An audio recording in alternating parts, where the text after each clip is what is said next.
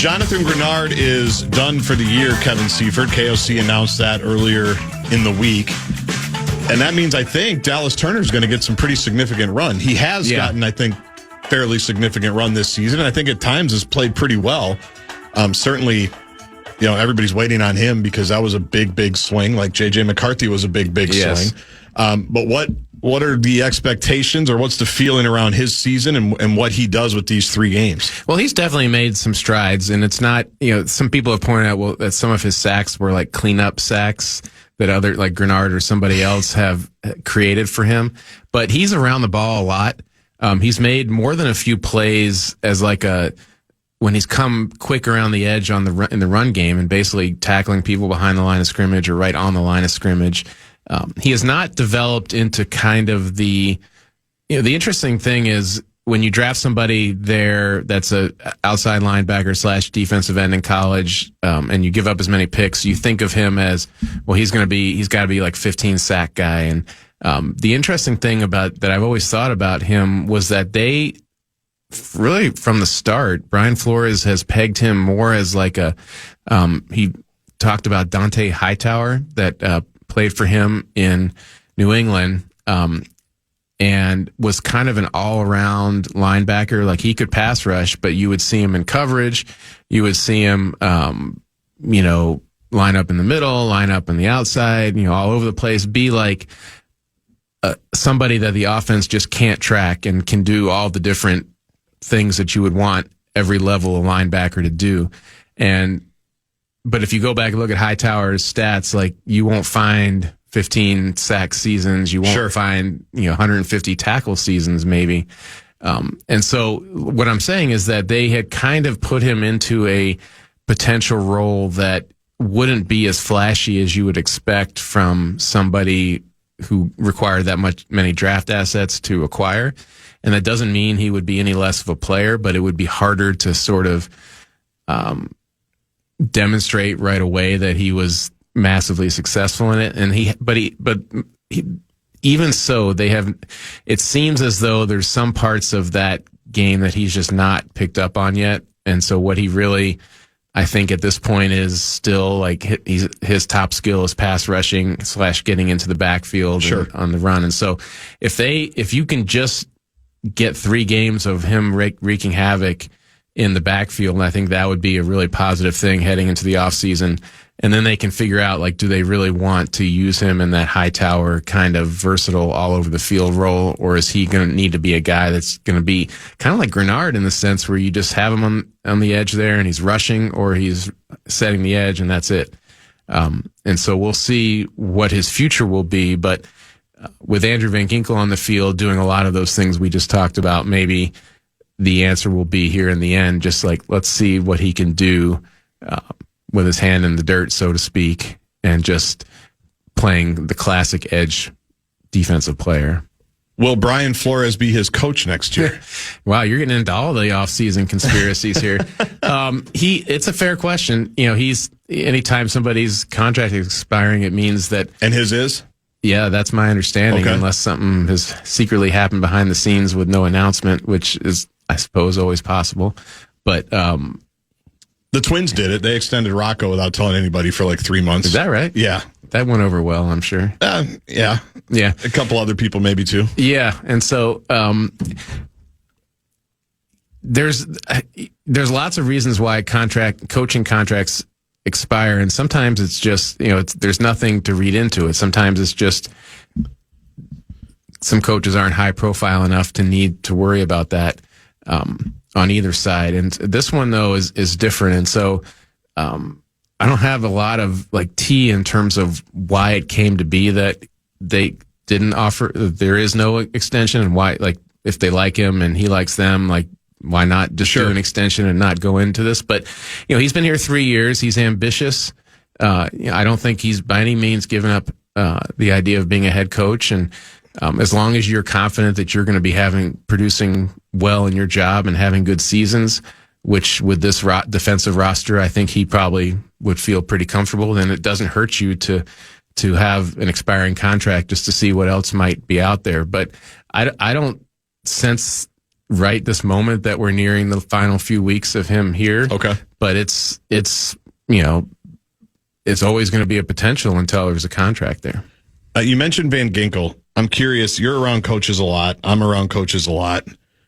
I can't for the life of me figure out why, because they're smart. Coaches and quarterbacks, they're pretty smart, right? They spend a lot of time on the game plan, 90 hours a week, the checks, here's what we're looking for, here's what we're not.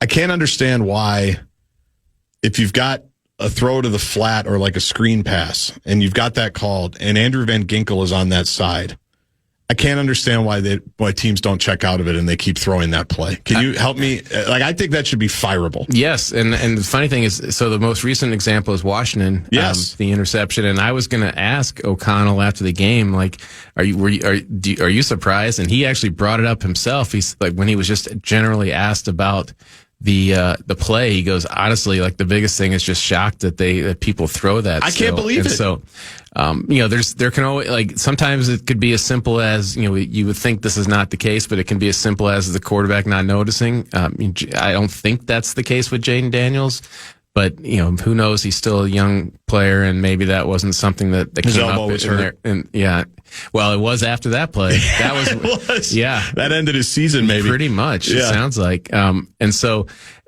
that there's just no, and Aiden Hutchinson just did it. I don't know if you were watching the Lions Rams games. I heard about it. It wasn't the exact same thing, but it was basically him intercepting Matthew Stafford from his own position. It wasn't like he was out in coverage. They do put Aiden Hutchinson in coverage sometimes, at least they used to prior to his injury. But this was just, he just managed to swipe and it was either a screen or a pass into the flat and returned it almost all the way. And so it's an unbelievable skill, and it's a very unique skill, but you're right. If he's standing there, it should be an easy check for all we hear the checks and we hear everything. You look good. We've got this play. Kill.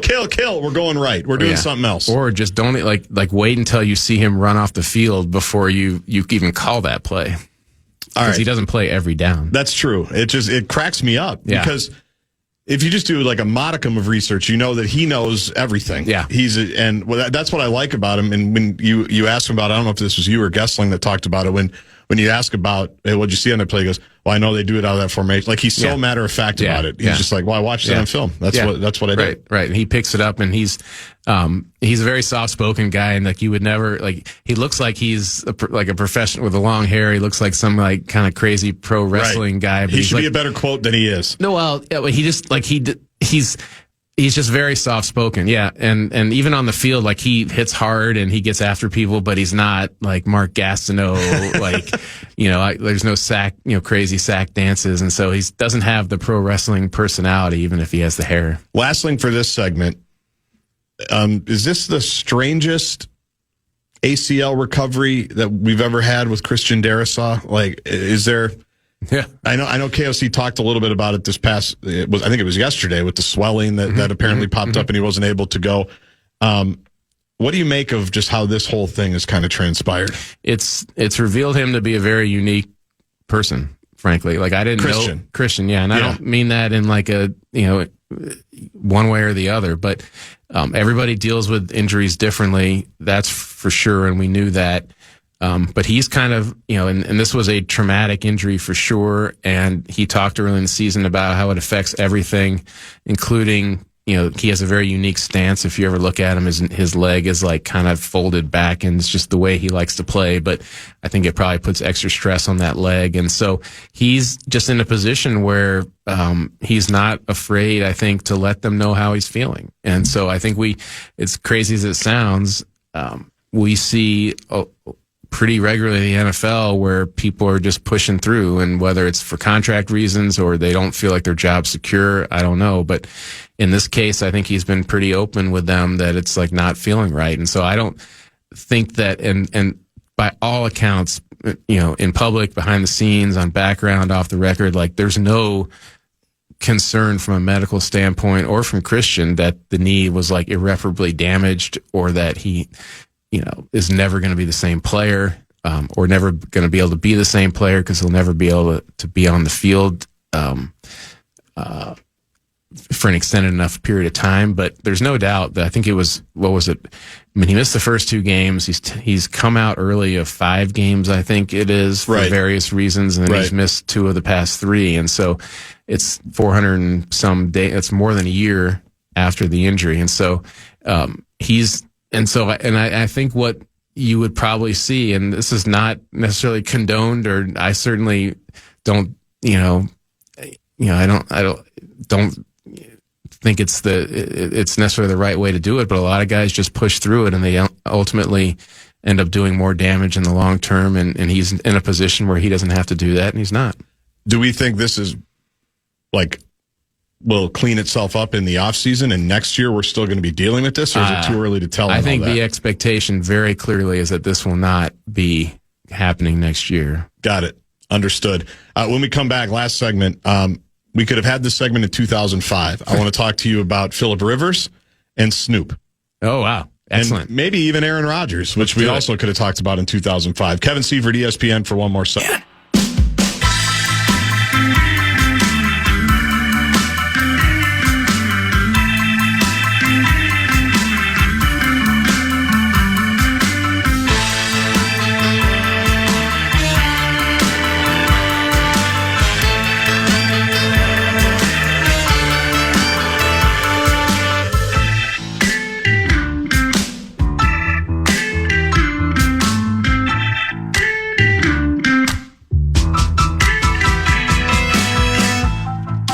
Normal. Feeling stressed? Pause for a moment. Never shake a baby. Shaking can cause permanent harm. Learn more at nevershakemn.com.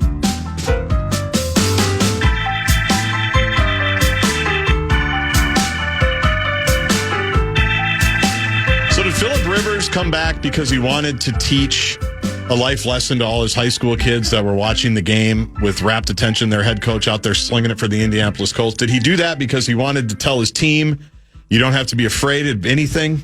Go out there and be there? That's quite a commitment to the bit, to go out and put yourself on an NFL field and potentially whatever injury might come your way, just to prove a lesson that you could probably prove in a lot of other ways other than that. However, well, that's what he said after the game, right? Yeah, he said, I want to show my guys it's okay to, you don't have to be afraid. Go out there and put yourself out there. But the injury thing is an important thing here, because we've learned today, I think, you probably knew this, that because he's back on an NFL roster, his benefits, his insurance benefits that were set to expire next August, he now gets 5 more years or 10 more years. Family insurance. Yeah, 5 more years. He's got 10 kids, which I think everybody knows. That he's been prolific in that department. Yeah. So was it for the love of the game, or was it because he didn't want to have... we're unsure about the healthcare system in the United States right now, and he wanted to make sure he was covered. Yeah, he heard that the Obamacare subsidies were going to expire. And he had to jump in while he could. Wow, that's even more of a commitment to the bit than to be proving a lesson. So I'm just thinking they're at the table. However, his Hall of Fame, gets delayed for 5 years. So there's give and take to everything. Yeah, but that will always be there. That clock gets reset. I'm just thinking, at the dinner table, the Rivers household. Hey, honey, do we have a plan yet for August? Yeah. Not really. Are you going to get a job? I'm not going to get a job. I had a job. Well, could you go back and play? The Colts might need you. Yeah, I'm guessing his coaching job is not a full-time with benefits type situation. I don't know. The way coaches work now, I mean, you get a full-time gig at some of these schools. That's true. And you don't maybe he does. You don't really have to do a whole lot. Yeah. What do we make of what the Steelers are doing right now? It feels like a typical, and the characters are different, but it feels like a typical Mike Tomlin season where they're going to get in the playoffs or very close. They're going to finish with a slightly above 500 record and may or may not be in the playoffs. Or in this case, they might end up being the division champion. That's what A-Rod said last night. We keep playing well. We're right back here to start round 1. Yeah, and that's the way they get to the playoffs. But they don't look right now like a team that is going to make a playoff run in the AFC. And that's been the case for the Steelers here for a while. And that's why this conversation has emerged here in the second half of the season about Mike Tomlin's future. Because all coaches, no matter how great they are, they eventually, it's time to cycle out. Sure. Andy Reid, when he left Philadelphia, there was this big celebratory press conference. It doesn't have to be nasty. It doesn't have to be a firing. It can just, there can be an acknowledgement that we've gone as far as we need to go, and so, but in the short term, it feels like a very not dissimilar Steelers year where they're competitive, they're tough, they're gritty, and they'll be just good enough to potentially make the playoffs and depart quickly thereafter. This is an obvious question. What does the Micah Parsons injury do to the fortunes of the Green Bay Packers moving forward? Well, it puts a lot of more emphasis on Rashawn Gary, who we hadn't heard too much about in all the Micah Parsons. But the point is, they still have he's at different times in his career been a very difficult guy to block. I don't know if that's been the case this year per se, but they're going to have some people like him step up big time. But it doesn't. There's no way that you lose him. You see what happened to the Cowboys defense that wasn't necessarily great before. When they lost him, they fell off a cliff. And so it doesn't take a great analytical mind to know that it's hard to imagine the Packers defense being as good as it has been. But, now they're kind of handing it off, and now Jordan Love is playing lights out. And so maybe, the whatever defensive slip they have might be made up for by some better offense here towards the end of the season. Your guy Graziano this morning had the numbers, and I don't remember exactly, but it was Parsons, I believe, had 60-some pressures this season, and Rashawn Gary, who you just mentioned, is second on the team, and he's in the 20s. Yeah. And it just shows you, the level, the difference there. And it's not like they're double-teaming Rashawn Gary and letting Micah Parsons go free, so that's another way to look at it as well. You usually go and I think get food at US Bank Stadium at halftime and check out what's going on in the back of the press box there. Maybe you go see PA. I don't know what you guys do. I don't go to many games in the press box. Will you be staying in your seat for a very Snoop Dogg Christmas? Absolutely. As it was announced, if people missed it, he will be the halftime performer. Snoop for the Lions-Vikings game on Christmas Day. It is another example of just the massive market for Gen X music taste. This is our time, baby. Yeah. I'm technically like an old millennial. Yeah, you're kind of. I straddle the Gen X a little bit. Yeah, and Gen X is often a lot of 80s music. And if you look, there's Bryan Adams was here before Thanksgiving. My buddy Mike Reese, who covers the Patriots, is very much a Gen X music lover, and he goes to Journey concerts. Yep. Survivor. That's Mike Grimm. Foreigner. That's Grimm. Yeah. And these guys, and Rick Springfield, they're in their 70s and they're still touring because there are people willing to pay lots of money to listen to them perform songs from 40 years ago, and so that's the same with Snoop. Hopefully, he gets to all of the good ones and from back in the day, and we can hear it all. Just like Vanilla Ice a couple years ago. That's right. Remember if it was a Packers game. I can't remember if it was a Christmas or a New Year's. I'll say this: it's definitely an upgrade from Vanilla Ice to bring Snoop in. Yes, and I'll probably get crushed for even bringing up the two in the same I'm sense. kind of annoyed with you that you did, but I understand. The point was not Vanilla Ice as much as another Gen X type thing that was a lot of fun and halftime. So hopefully nothing happens in the first half of that game that requires my immediate writing attention, because that can happen too. I remember the year that U2 played the Super Bowl. I'm a big U2 guy. Yeah, and I was looking forward to it. And then the last second, the way the deadlines were, I had to write the whole halftime. So I listened, but I didn't, I wasn't able to look up very much and watch them. And so that was Patriots Rams, wasn't it? That was Patriots Rams after 9/11. And it was a very moving, yes, I did look up for the end of it. It's a very moving moment where they had sort of a rolling, video of all the names. Yep. And it just, the fact that it went on forever was just a very evocative symbol of how many people died on 9/11, even though if you knew the exact number, just seeing it visually was a lot different. I'm proud to say, make sure that I had time to watch Prince a few years later.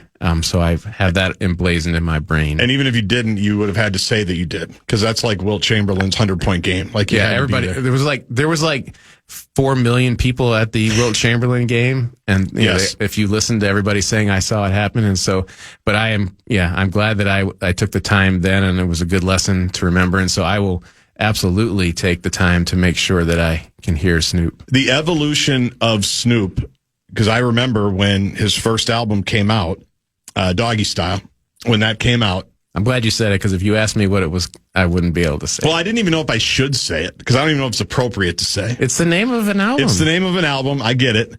But I remember Concord Elementary School, where one day Meat Sauce's child would go, which is where I went to school, just being on the playground and that CD. And, back then in the 90s, if it had the parental advisory, on the cover. Yeah. I mean, that was like, we got to be careful with this. Like, no one should be, our moms aren't going to like this. We can't even let them know. I thought that you were going to say that it's enticed you even more to listen to it. Well, of course it did, but we had to be secretive about it. Yes. The point is, now my mom will text me and be like, did you see Snoop in the Olympics? Yeah. Can you believe how good he was with Martha Stewart? Like, his evolution. Oh, the Martha Stewart stuff. Yeah. It's great. Yeah. But I can't imagine in 1994 when, we're sneak listening to Snoop and feel like we're doing something wrong because our parents said, this is not music you should be listening to, which, by the way, it was not. No, there was many things said that maybe you didn't know the full context of in those days. Like, I will listen to some songs even like Salt and Peppa and be like, why did our parents let us listen? Why was Dave Ryan saying I should be listening to this on KDWB? This is not appropriate. Now my 7-year-old's singing the music. It's not right.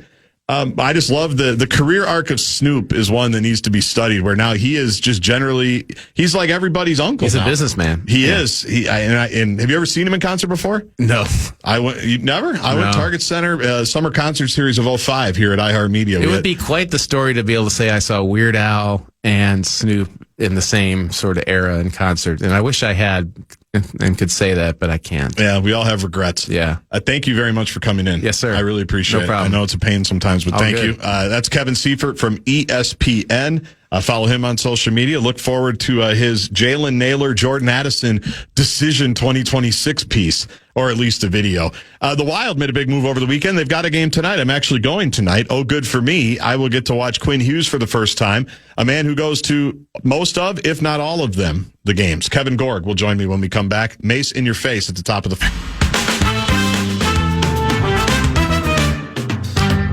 Want to chime in on what's happening with your favorite KFAN program? Make your voice heard on the Bradshaw and Bryant text line.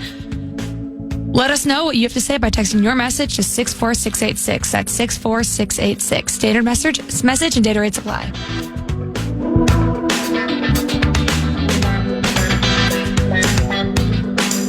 We'd love some text for our next guest. He is Kevin Gorg on the Connecticut Water Systems Hotline. As Kara just said, 64686. The Wild back in action tonight against Alex Ovechkin and the Washington Capitals, a game you can hear right here on the Fan as well as the iHeartRadio app. And he joins us now. Toss-up question, KG, to start. Are you more excited about Quinn Hughes or Bo Nix? What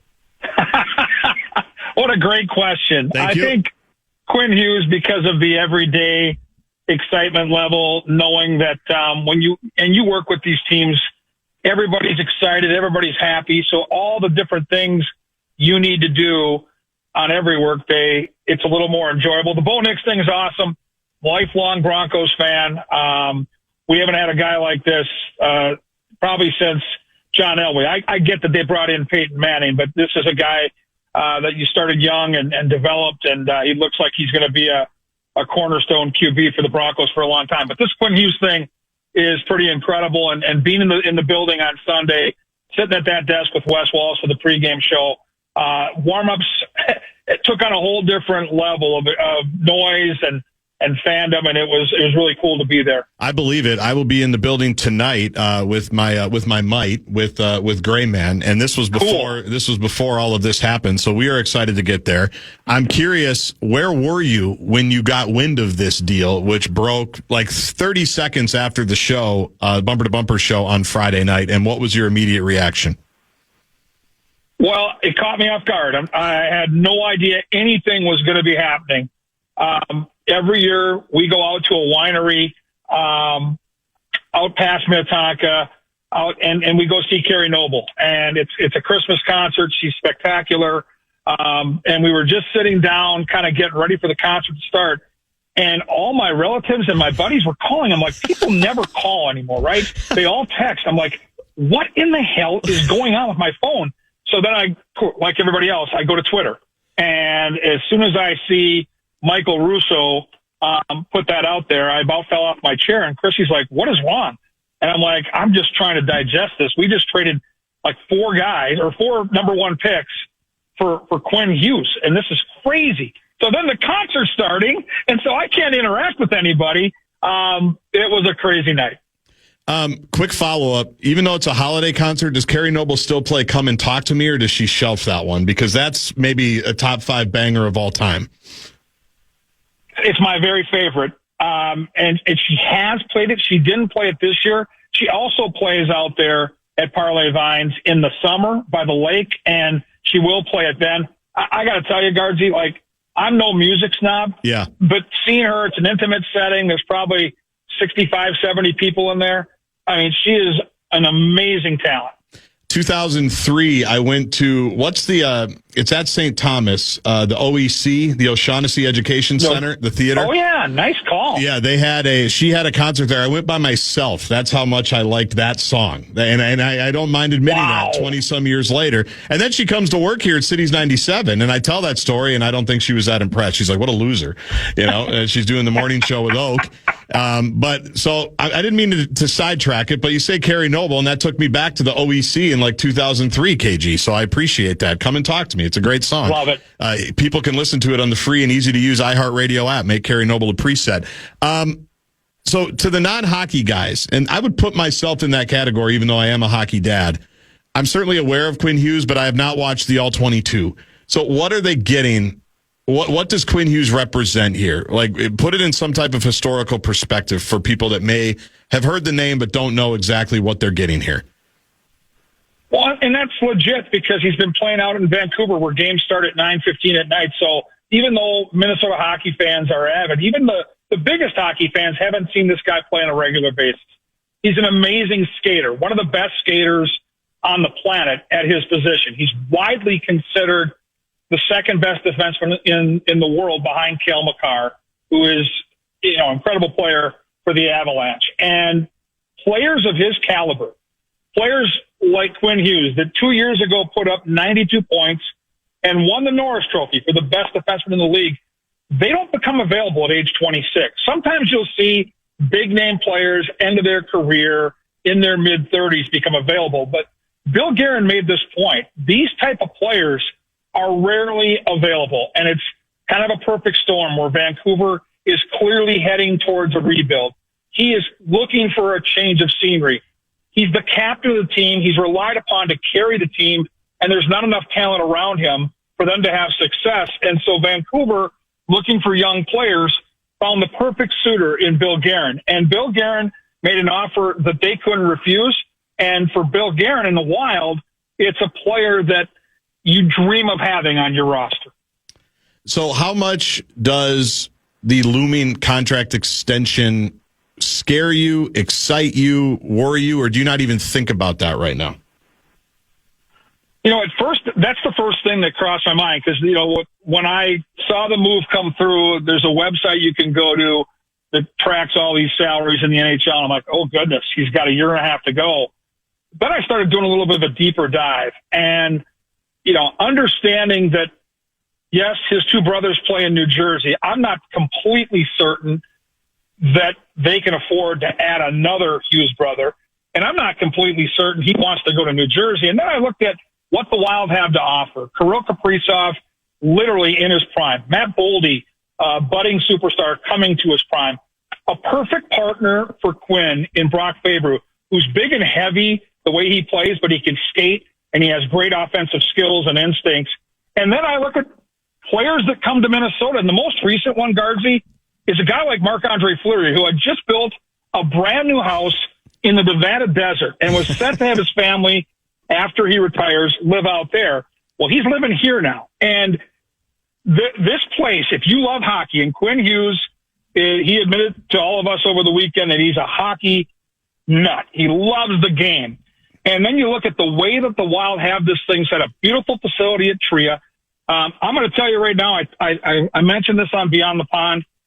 I don't think there's a team in the league that travels better than Minnesota. The hotel setup, the food setup, Dominic Henning, our travel guy, and Bill Guerin have really taken this to a whole new level. And I've been doing this for 20 years, and it's always been good. It's gone to a different level. And so he's got star power around him. He's got a hockey market. He's the quarterback of this team for as long as he wants. And then Bill Guerin can offer him more than anybody else in terms of term and probably in terms of money. And you've got an owner in Craig Leopold that time and time again says, no matter what the cost, no matter what the term, we want a cup. We will get this done. So if I'm sitting there and I'm Quinn Hughes and I'm his agent, I can't find much negative. And the reception he got, Gaardsy, on Sunday, I'm sure. when he stepped on the ice, they roared. And I've never seen this. The warm-up end where the Wild were warming up was 80% full. When he left the ice to a standing ovation. It could not have been a better start. And then to see him score a goal in that game, I was worried at first. I'm no longer worried about him leaving. Are you familiar with Johnny Lazarus? Yes. Okay.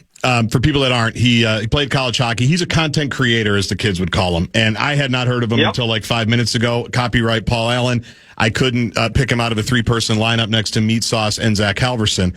But he had a 90-second clip today, and I'm not going to play it all, but I listened to it, and I thought it was interesting because I do think it put it in a little bit of perspective because that's the obvious one. Like you said, it's the first thing you thought about was, okay, but is this a rental type of situation? And his theory was he's going to get here, he's going to love it, he's going to say that they're good, and he's going to say, well, certainly, maybe I won't sign for the full 8 and everything that I can, but I'll give you 3 years and we'll go for a cup right now, and then my free agency lines up with my brothers if I really want to play with them. And even if that's not the case, Kevin, let's say that's like worst case scenario, I still think that's worth the swing, if that makes sense. Even if it's a bridge deal just to get me to my next free agency and then I can go play with my brothers, whatever it is. If you sign him for anything and you make a run at this thing for the next 3, 4, 5 years with Kirill and everybody that you just mentioned, that's why I think it's a no-brainer to make this swing. I completely agree. And what you've got right now is the perfect timing to bring a player of this caliber in right now because of where Kirill Kaprizov is. And let's not forget, even though he's hurt right now, Matt Zuccarello, when you close your eyes, when this team gets healthy, and I know they're missing a bunch of guys tonight, and you look at that Wild power play that features Joel Eriksson Ek as big a menace in front of the net as any player in the league. You look at Quinn Hughes quarterbacking this power play. You look at Zuccarello, Boldy, and Kaprizov. I don't know, in the history of Minnesota Wild hockey, if they've ever had anything close to this. And they've had some great players come through here.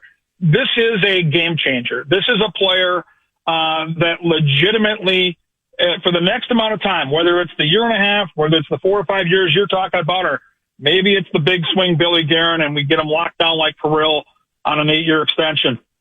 This is the type of player that can change the course of an organization. And for a team like Minnesota that's in a division that features Colorado with Makar, Dallas with Mero Heiskanen, now they are a team like those two that have to be considered a cup contender. Yes, it's a gauntlet to get through, but this guy completely changes the way teams have to defend Minnesota. They've never had a player like him, Gaardsy, and I'm super excited to hear some of your reflections the next couple of days after seeing him in person because TV doesn't do the justice to the way this guy can skate. And I think what people have to remember is he was about 70% of who he can be on Sunday when you factor in the travel, factor in that he just met these guys and didn't really have any clue. The coaches, the system, the nuances of playing with a new partner that he's never skated with in Brock Faber. He's only going to go up from here, and he was pretty electric on that Sunday afternoon. Well, and he didn't even know if his gear was going to make it because he forgot it. So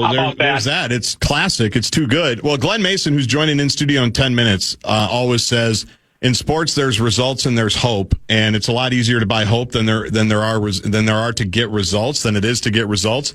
But I'm telling you, like what you probably experienced this weekend. I mean, I think about just even like the Rudy trade with the Wolves, even just JJ McCarthy the last 2 weeks playing here, like the Detroit game for JJ where he played well in the first half, like palpable hope. That's something, and I don't mean to put JJ in that category and get and make a run at your PST championship from a few years ago, but there's nothing like hope, right? And that's why the building was on fire on Sunday. That's why the building will be on fire tonight. And you can measure through a lot of the analytics what this guy brings to the table with his speed, with his skill, with all of that. What you can't measure when you bring in a player like Quinn Hughes is the ripple effect it has on everybody around him. And watching that game on Sunday, knowing that the Wild were playing their third game in 4 days, the Ottawa game the day before was a physical, emotional game. It had the makings of an afternoon where the Wild might be caught a little bit flat-footed. Boston was hot. They had won 4 in a row. They're a physical team, and they're rested. They hadn't played in a couple of days. But Ryan Hartman had wings. Brock Faber had wings. Kirill had the extra juice. Boldy was flying. What this guy brings to the table that you can't measure is that swagger that it gives a hockey team that says, you know what? You can bring your best tonight. We might just be better. And I don't know that Minnesota's ever had that, but it sure felt that way on Sunday. Boston's a really good team, and the Wild trounced them. Now, tonight, another big test. Washington's playing great hockey. They've got, of course, the greatest goal scorer in the league. They drubbed the Wild 5-1, and Minnesota's missing 6 guys. Now we add Johansson and Bogosian to that list. All that being said, this kid is a difference maker, and I think it's more than just the stats and more than just the obvious. I think he just gives that team that extra bit of confidence that can maybe put them over the edge. And they're going to be tough nights. I mean, it's an 82-game schedule, but I'm really excited by the end of the year to see where this whole process takes us. And I just think Billy Guerin, once again, Gaardsy, this guy is unafraid, and he has made some unbelievable moves. We didn't even realize at the time the Flower move, but I go back to the trade when everybody knew that Kevin Fiala could not be afforded. It wasn't financially going to fit under the cap. Right. He goes out and gets Brock Faber and a first-round draft pick. He's made some really crafty moves, but this one, I think for the history of this team, for sure in his tenure, is the biggest we've seen. Last couple of minutes with KG, Kevin Gorg, FanDuel Sports North, Wild Ringside reporter, one of my 3 favorite people. About 5 minutes, he's going to get it all. You are the former goaltender. Goaltending is in your blood.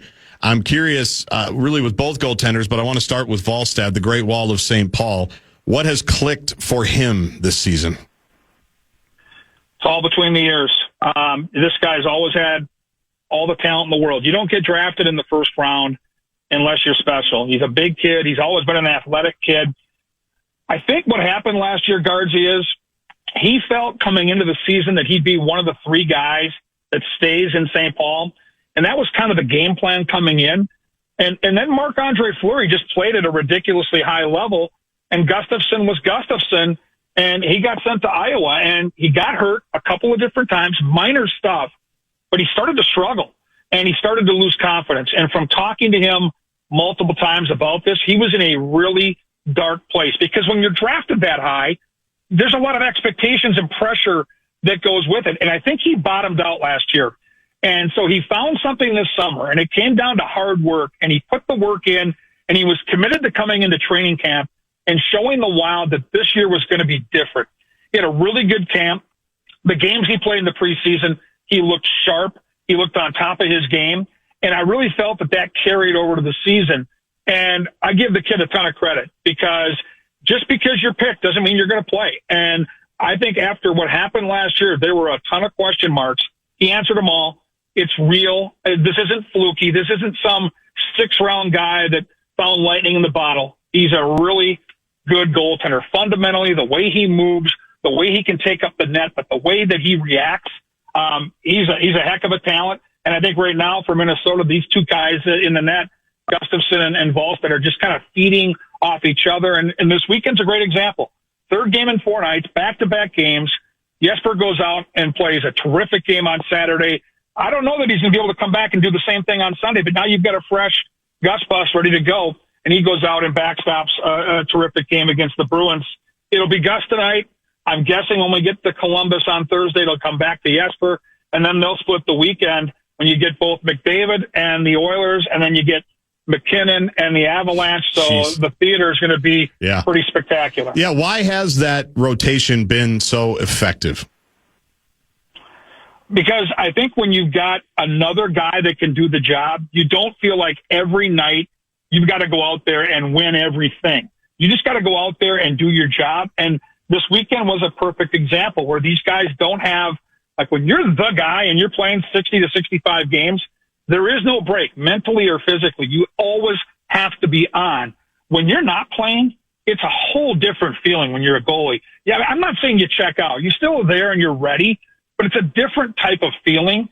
And to not have that anxiety, that nervousness, that pressure I've got to deliver. It's such an important position. It's no different than a pitcher picking up the ball and taking the mound or a quarterback in the huddle. The goalie has to be that guy every single night.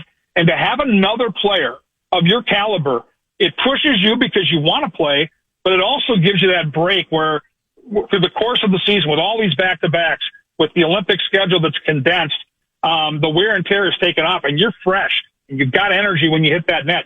Gustafson talked about it this weekend. He felt great on Sunday. Had he played Saturday, I don't think he would have felt as great, and who knows how that result goes. Last two for KG, and they come from the Bradshaw and Bryant KFAN text line. Do you see the Wild getting another goal scorer before the trade deadline? And we got a variation of this since you've been on, KG. And Johnny Lazarus, who I mentioned, and others have said they don't think Billy Guerin is done, maybe even this season. Certainly he's got more moves to make in the future, but do you think they are done adding this year? See, I don't look at it as a goal scorer that's needed. I think the one area Minnesota and Billy Guerin have to take a look at is the center position. And they've got some really good spots right now. I love what Nico Sturm brings to this team. He is such an under-the-radar stud on the penalty kill and the faceoff circle. Eck is obvious. Yurov is coming, and his development and the way he has played, I think, allowed Billy the freedom to move Marco Rossi. Hartman can play either, and he's just fine at center. But I feel like if Billy G makes a move, it's going to be for a center, but it's going to have to be a very creative move. Because now with the money they're paying Quinn Hughes, there's less wiggle room. So you've got to have some dollars going out to bring those dollars in. But I will anticipate that Billy makes some type of move, and I will think that it's probably in the middle of the rink at that center position. Lastly, I'm sure you get this question every day, so I apologize, but let's just get your answer out on the record so that people can refer back to it. And we've gotten this a half dozen times in the last 4 minutes. You mentioned Colorado and Dallas. They reside in the Central Division. That's an issue. If you also reside in the Central Division, and I'm sure they're annoyed, the Wild are in the Central Division at the moment. Is there any momentum? Will they ever go back to a more traditional playoff format, or are we stuck with divisions forever? Nothing's forever. I am with the fans. I really wish it would go back to the way it was, where one plays 8, 2 plays 7, etc. I know what the NHL has tried to cultivate and develop with these division rivalries, and I totally respect that. I don't know how fair it is when right now, if you look at the NHL standings, 3 of the top 4 teams in this league reside in the Central, in Colorado, Dallas, and Minnesota. So fandom aside, playoff hockey is always going to be a big draw. We have enough star power in this league where I don't think the league has to create or cultivate these old school rivalries. I would much rather see it go back. And I don't think I'm alone. And I think if you're the NHL and right now you're seeing the popularity climb, I think they have to at least consider the possibilities, because we've seen the same matchup in the Western Conference now in a lot of these series for multiple years. I'm so sick and tired of seeing LA and Edmonton. Even though both are cool teams to watch, I don't want to see this matchup every single year. And even though Minnesota and Dallas is a really cool matchup with the North Star backstory and all that good stuff, Gaardsy, I would be way more fascinated with a playoff series that featured the Wild and McDavid. Sure. It wasn't a conference final. That might be a first-round matchup. I just think that it's time, and I don't think what they're doing right now is going to last forever, and I think it's a legitimate question. I don't know how much more time the league will take to act upon what I think the majority of people that watch their product would prefer. Means a lot to have you on, buddy. I appreciate you saying yes today, because I kind of hit you cold out of nowhere. Thank you so much. Hopefully I'll see you at Grand Casino tonight, and enjoy the game. Have fun at the game. I can't wait to hear your thoughts on Quinn Hughes, and always fun being on with you, Gaardsy. Thanks, brother. That is Kevin Gorg from FanDuel Sports North. You can watch him ringside, pregame, postgame. He's all over the place.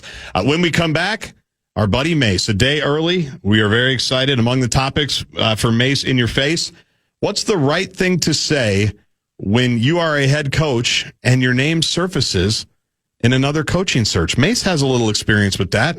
We'll have him take us behind the scenes, among a bunch of other stuff, when we continue.